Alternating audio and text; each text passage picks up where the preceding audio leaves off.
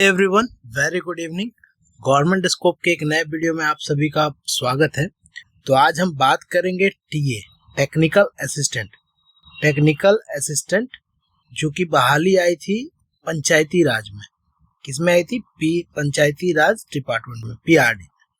तो जिलेवार तकनीकी सहायक की नियोजन समिति द्वारा अनुमोदित औपबंधिक मेरिट लिस्ट जारी कर दी गई है। आप यहाँ से देख सकते हैं। कैसे देखेंगे? इस पे केस भी हुआ है, उसकी क्या जानकारी है, क्या ये वैकेंसी रद्द होगी या आगे बढ़ेगी, डिफरेंट थिंग्स है। इस वीडियो में हम टोटल चीज समझेंगे। तो आइए पहले हम लोग देख लेते हैं कि अगर आपका लिस्ट इसमें आया है तो आप इसको कैसे चेक कर पाइएगा। तो सबसे पहले हम लोग चले आएंगे jp.bihar.government.in। जैसे ही आप कीजिएगा तो यहाँ पे आपको होम स्क्रीन दिखेगा। यहाँ पे आपको दो चीजें दिखेंगी।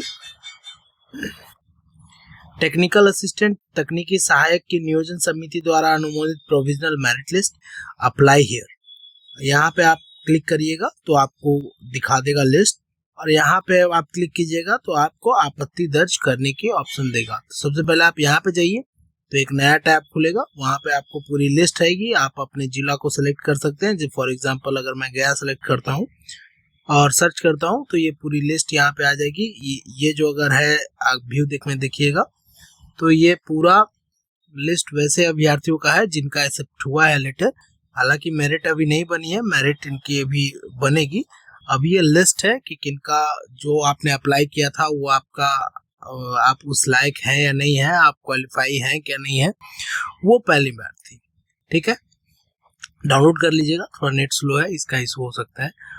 दूसरा चीज ये है कि अगर आपको इसमें आप अगर यहाँ पे है रिजेक्टेड लिस्ट वाले में है, आप यहाँ पे रिजेक्टेड लिस्ट वाले में है तो आप यहाँ पे जाकर जिला परिषद में जाकर यहाँ पे आपत्ति दर्ज करे पे क्लिक करिएगा। पूरा लिस्ट दिख जाएगा और यहीं से आप उसको अप्लाई कर सकते हैं, अपना आपत्ति दर्ज कर सकते हैं। ठीक है, तो ये था पूरा ये चीज कि कैसे आप क्या कर सकते हैं, कैसे आप देख सकते हैं, कैसे आप मतलब आपत्ति अपना दर्ज कर सकते हैं अगर आपका फॉर्म रिजेक्टेड लिस्ट में आपका नाम आ गया है। अब बात करते हैं कि एक केस हुआ है टेक्निकल असिस्टेंट जो पंचायती राज विभाग में था। तो जयप्रकाश आर्या करके हैं, उन्होंने स्टेट ऑफ बिहार को रिस्पोंडेंट बनाकर एक केस किया है जिसका केस नंबर है CWJC 10-352/2025। इसमें उन्होंने 2-3 चीजें दावा किया है, उसे वन बाय वन हम लोग देखेंगे। तो आइए इनका केस ऑर्डर आप कैसे निकाल लीजिएगा। तो आप पटना हाई कोर्ट में आ जाइएगा .government.in में, वहाँ पे ऑर्डर्स में आइएगा, फिर केस नंबर में आइएगा। आपको वहाँ पे अपना CWJC सेलेक्ट करना है, 10-352 डालना है, ईयर 2025 डालना है। आप जैसे देखिएगा यहाँ पे आ जाएगा। आप यहाँ पे अगर क्लिक कीजिएगा तो आपको नया साइट खुल के उसकी पूरी ऑर्डर लिस्ट आपको दिख जाएगी। ठीक है, ये देखिए पूरा ऑर्डर दिख गया। मैंने पहले से डाउनलोड करके रखा है तो मैं उसी पे आगे बढ़ता हूँ। अब आते हैं, इसमें 2 ऑर्डर है। पहला जो केस था, जो केस आपका किया हुआ है 10-352/2025 जयप्रकाश आर्या एवं अदर्स। इसमें पिटिशनर अंशुल के एडवोकेट जो है अंशुल है, सीनियर एडवोकेट है, और अनुज कुमार है एडवोकेट, और रिस्पोंडेंट जो मतलब सरकार की तरफ से कौन है? पीयूष कुमार पांडे है। तो 8/7/2025 को कोर्ट ने दोनों की बात सुनी। इसमें पिटिशनर कहते हैं कि the petitioner before the court are the aspirant for the post of technical assistant in relation to appointment notice number 6394 dated 20/5/2025 issued under the signature of director Panchayati Raj department government of Bihar Patna being aggrieved. तो process ये पूरा चीज बता रहे हैं कि क्या इन्होंने किया था। इसमें जो सिलेक्शन है आगे लिखा इन्होंने कि advertisement postulate that the merit list for appointment to the post of technical assistant will be prepared on the basis of marks secured in diploma in civil engineering as mentioned under clause 6(1) subjected advertisement. The petitioner have approached this court challenging the same। मतलब petitioner किस लिए court आए हैं? ये जो merit list बन रहा है वो किस बेसिस पे बन रहा है? नंबर बेसिस पे।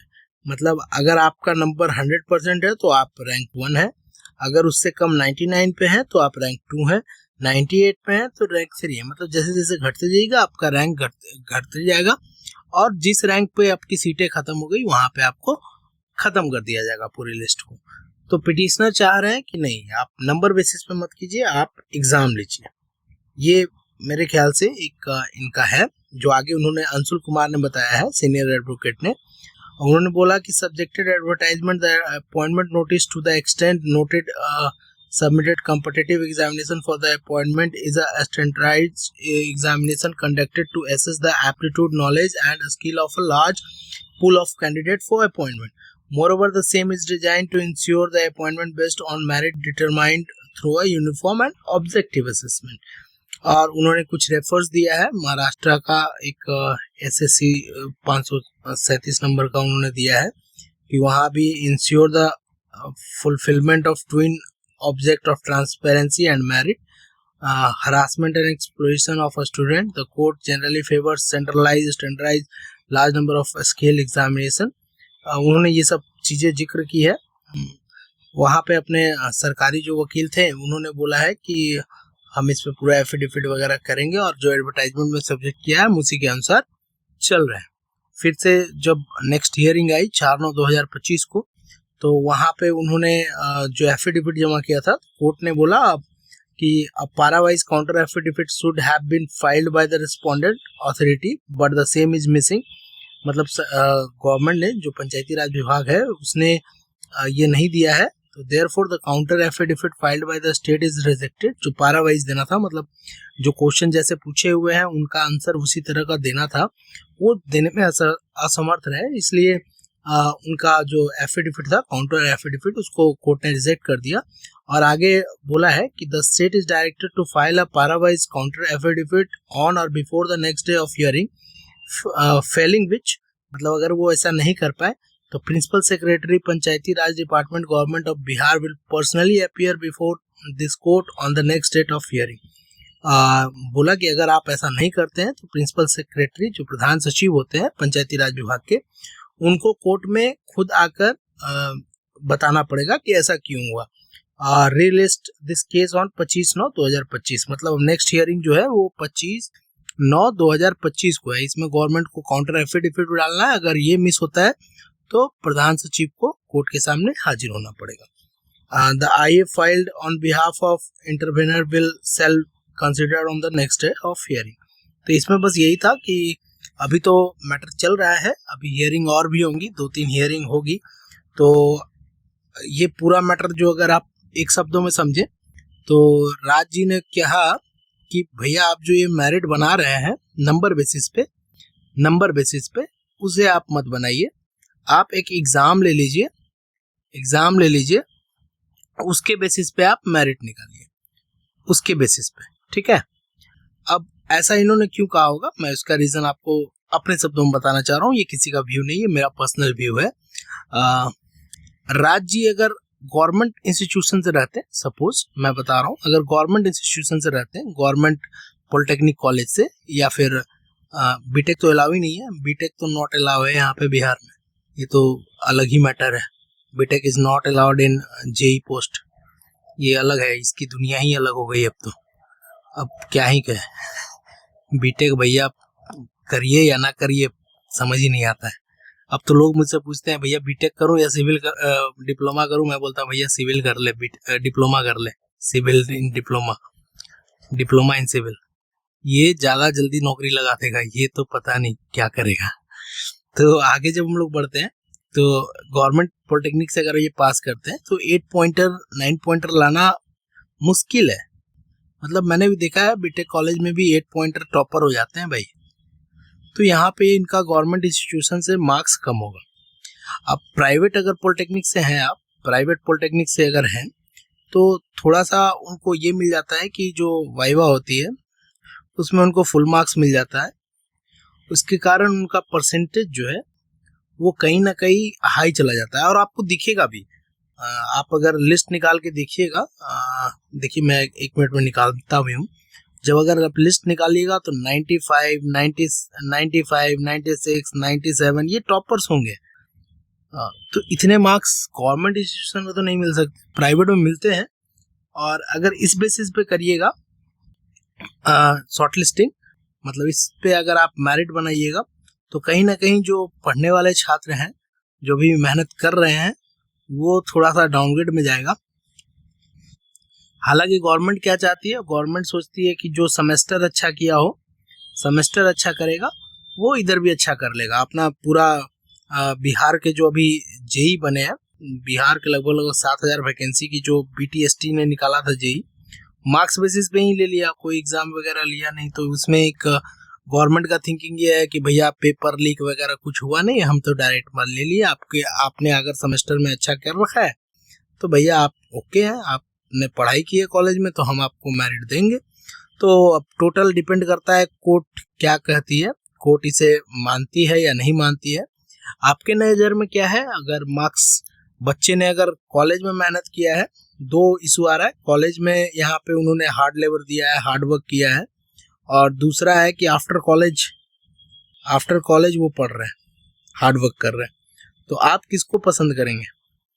इसको 1 नंबर और इसको 2 नंबर? आप जरूर कमेंट करके बताइएगा कि आपके नज़र में कौन ज़्यादा ब्रिलियंट होंगे, ये होंगे। तो आप कमेंट में 1 लिखिएगा कि हाँ भैया हम कॉलेज में बहुत पढ़े थे इसलिए I am the brilliant. And वैसे विद्यार्थी जो अभी पढ़ रहे हैं और कॉलेज में मस्ती में निकाल दिए, वो जरूर कमेंट कीजिएगा भैया नाउ आई एम ब्रिलियंट, क्योंकि हम अब बहुत चीज़ पढ़ते हैं। हमने पूरे SSC का सारे बुक्स पढ़ डाले हैं, सारे ऑब्जेक्टिव कर डाले हैं, जिसकी भी आप क्वेश्चन पूछिएगा मेरे मुंह पे रटा हुआ है, वगैरह वगैरह। ठीक है, तो कहीं ना कहीं दोनों में आप एक जंग जारी रहेगी। कमेंट सेक्शन में आप लोग अपने विचार जरूर रखिएगा। कोर्ट का फैसला 25/9 को आएगा। शायद अगर काउंटर एफिडेविट अगर सरकार दे दे तो कोर्ट डिसाइड करेगी। It's totally depend upon the honourable justice के जजेस कि क्या उनका आप सोचना है। बाकी आप अपने कमेंट में जरूर बताइएगा। अगर वीडियो अच्छा लगा हो तो लाइक करिएगा, शेयर कीजिएगा, चैनल को सब्सक्राइब कीजिएगा। चैनल का नाम है गवर्नमेंट स्कोप। हम ऐसे ही वीडियो लाते रहते हैं, अच्छी वीडियो जहाँ पे कंट्रोवर्स रहती है, हम उस चीज़ को क्लियर करना चाहते हैं बाय डिस्कसिंग। अब कोई ब्लेम ना करे कि हम आपको फोर्स कर रहे हैं, ये हमारा व्यू है, हम आपके सामने रखते हैं। आप अपने व्यूज कमेंट के थ्रू हमें हमारे पास पहुंचाइए ताकि हमारे विचार भी चेंज हो, आपके विचार भी चेंज हो। Thank you very much. Government scope के साथ बने रहने के लिए आपका बहुत बहुत धन्यवाद।